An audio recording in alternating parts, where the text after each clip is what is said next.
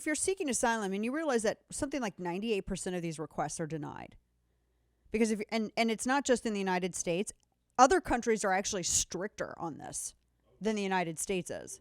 So if you're going to go, if you're going to apply for asylum, then you have to have like legitimate asylum seeking, it's not just I want to come to the United States and work or something like that. I mean, they're and other, like I said, other countries are a lot stricter about this. But if you're fleeing your country and you're paying, because if you're coming from Mexico, you're paying a coyote. You're paying the cartels. How much money do you think? Thousands and thousands about that. I mean, over 10 easily. Is that going to be first and foremost in your mind, your smartphone and an app?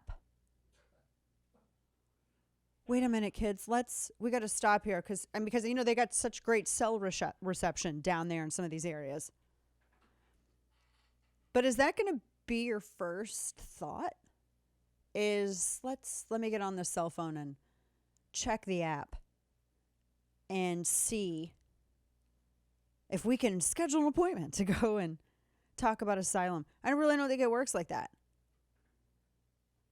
That seems dumb, right? How many people do you think are going to be using this app?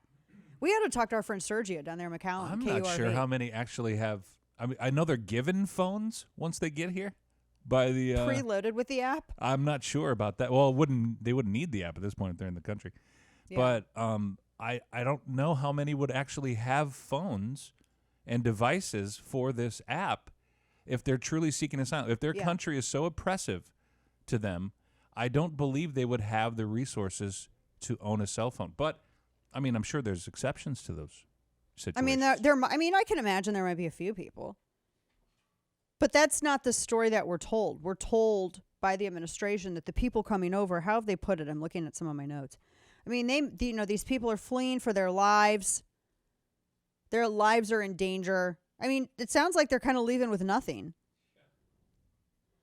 Let's go ahead and they can do that, but they can't do anything else with the app. I haven't checked out the app yet. I kind of want to go look at it. Yeah. And the cell reception.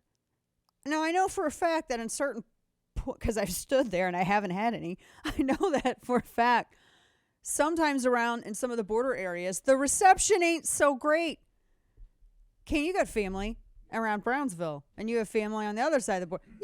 Because the reception's so great there, It gets better when you get a little past Harlingen, and then you get into Brownsville. But there's some dead spaces all along the border, especially in the southern part of Texas.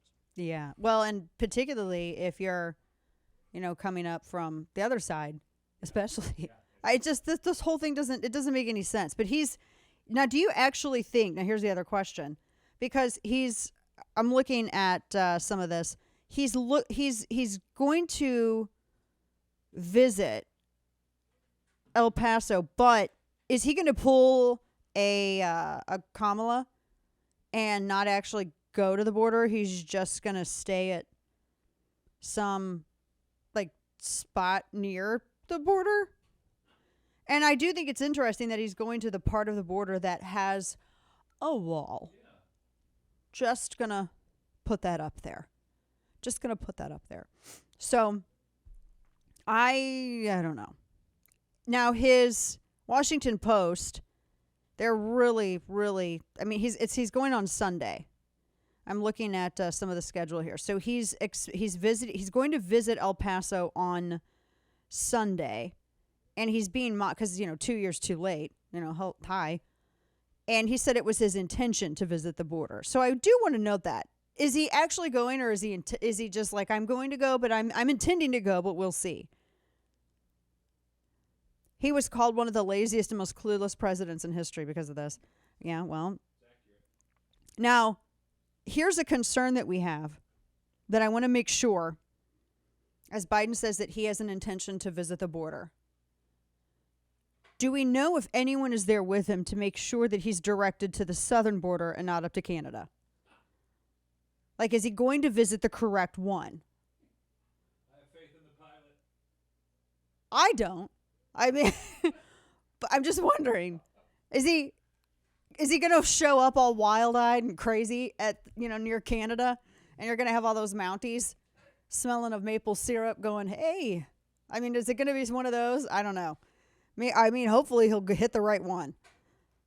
But he said that his border czar, Harris, is going to be in attendance, apparently. He might be going with him, but he's intending to go. So he intends, he says. But he didn't say he was. I keep going back. He says he intends. He intends to visit the border. That's my intention. We're working out the details now. Bill Melugin quoted him. So wait a minute. He actually may not go. Right? Is this just like a play piece? Is there an El Paso anywhere in the United States not near the border? I'm just curious. Like, is there an El Paso, Illinois? Because he might end up there too. Yeah. I mean, we got to be really careful about this here. So John Kirby, who's the spokesperson for NSC, as you know, he told back in December, he was telling the press via Washington Post, Biden's trip is going to include initiatives to address climate and environmental changes. It's the border. The wind isn't pushing people over. Jeez.